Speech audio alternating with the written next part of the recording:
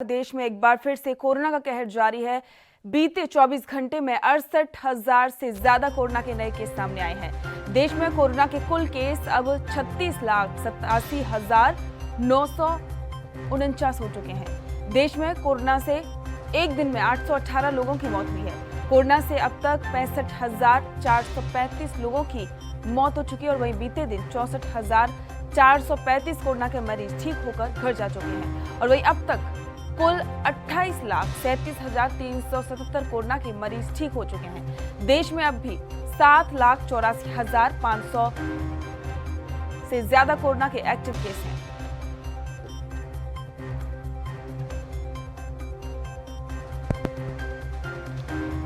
देश में लगातार कोरोना के केस हर दिन सामने आ रहे हैं।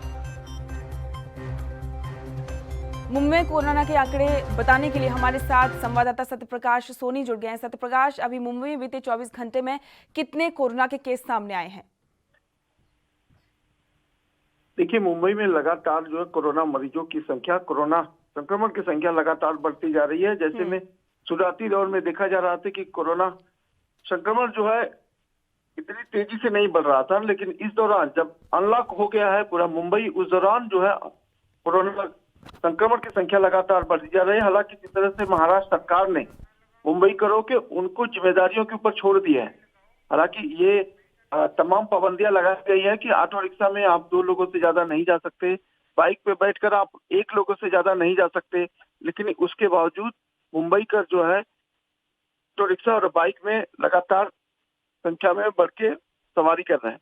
ऐसे में जिस तरह से लगातार कोरोना की संख्या बढ़ रही है, लोगों की चिंताएं भी बढ़ रही है, क्योंकि कहा जा रहा है कि जब सरकार ने अनलॉक कर दिया है और उनकी जिम्मेदारियों पर छोड़ दिया, तो जाहिर सी बात है रोजी रोटी के लिए लोगों को बाहर निकलना और अपनी जिम्मेदारियों का निर्वहन करना है। जी, तो वही लगातार जी सत्यप्रकाश, धीरे धीरे अभी अनलॉक 4 को लेकर भी गाइडलाइन सामने आ रही हैं। बहुत सारी चीजें खोलने की बात कही जा रही है। आपको लगता है कि ऐसे समय में भी जब कोरोना के केस इतने ज्यादा सामने आ रहे हैं, उसके बावजूद भी सरकार को ये जो अनलॉक 4 के तहत बहुत ज्यादा ढील देनी चाहिए?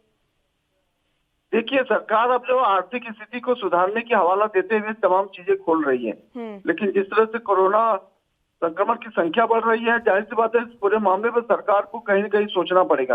हालांकि सरकार एक तरफ ये भी विचार कर रही है कि कैसे किया जाए, कैसे कंट्रोल में किया जाए, लेकिन जिस तरह से सरकार कर रही है, ऐसे में साफ जाहिर होता है कि सरकार के हाथ में कंट्रोल नहीं है।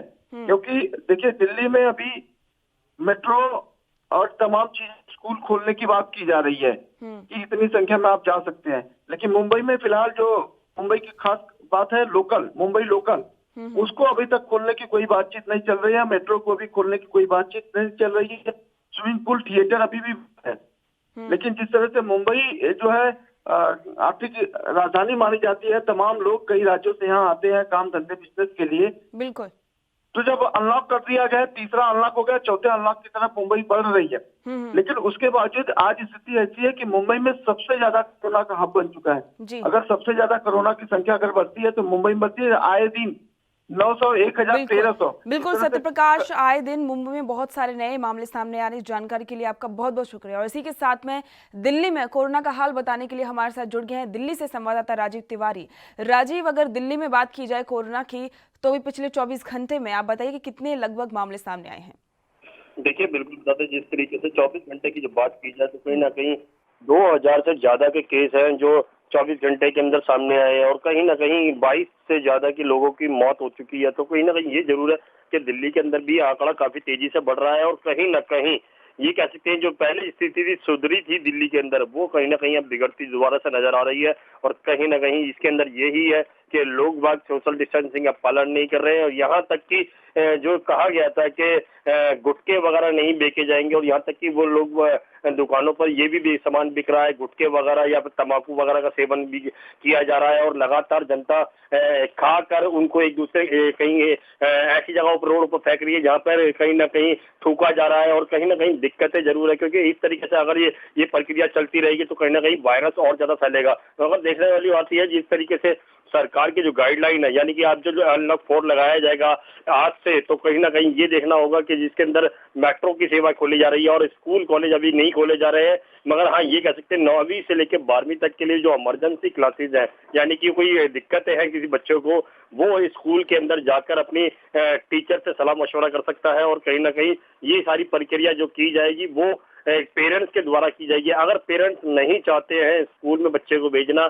या फिर कोई सलाह लेने के लिए स्कूल के पास नहीं भेजना चाहते, टीचर के पास नहीं भेजना चाहते, तो नहीं स्कूल के अंदर जाने दिया जाएगा। मगर बच्चे के साथ उसके पेरेंट्स जाएंगे तो ही टीचर उनको समझाने की कोशिश करेंगे और स्कूल में अंदर आने की परमिशन दी जाएगी। मगर कहीं ना कहीं ये जो प्रक्रिया अब अपनाई जा रही है, ये अनलॉक 4 की प्रक्रिया है और कहीं ना कहीं ये देखना होगा दिल्ली के अंदर जो दोबारा केस बिगड़ रहे हैं उसके लिए सरकार को कहीं ना कहीं थोड़े ठोस कदम उठाने होंगे, क्योंकि जिस तरीके से जनता अवेयरनेस कर रही है वो सबसे बड़ा कारण है इसके अंदर महामारी के अंदर बढ़ाने के लिए रोल जो निभा रहा है। और कहीं ना कहीं जो दिल्ली से बाहर के लोग जो दिल्ली के अंदर आ रहे हैं वो भी एक अहम कारण है। ये तक वो लोग और दिल्ली की जो जनता जिन्होंने अभी तक टेस्ट नहीं करवाया या फिर कह सकते हैं जो अपने आप को अंत वो समझ रहे हैं कि हम कोरोना वायरस से लड़ सकते हैं या फिर उनके अंदर इतनी ताकत है वो कोरोना वायरस से जीत सकते हैं, शायद उनकी अनदेखी है, उसी को लेकर ही इस तरीके से आंकड़े बढ़ रहे हैं। जी राजीव, बहुत बहुत शुक्रिया जानकारी के लिए। आपको बता दें कि लगातार देश में कोरोना के केस बहुत ही तेजी से बढ़ रहे हैं और अब एक बार फिर से पिछले 24 घंटे में रिकॉर्ड तोड़ मामले सामने आए हैं।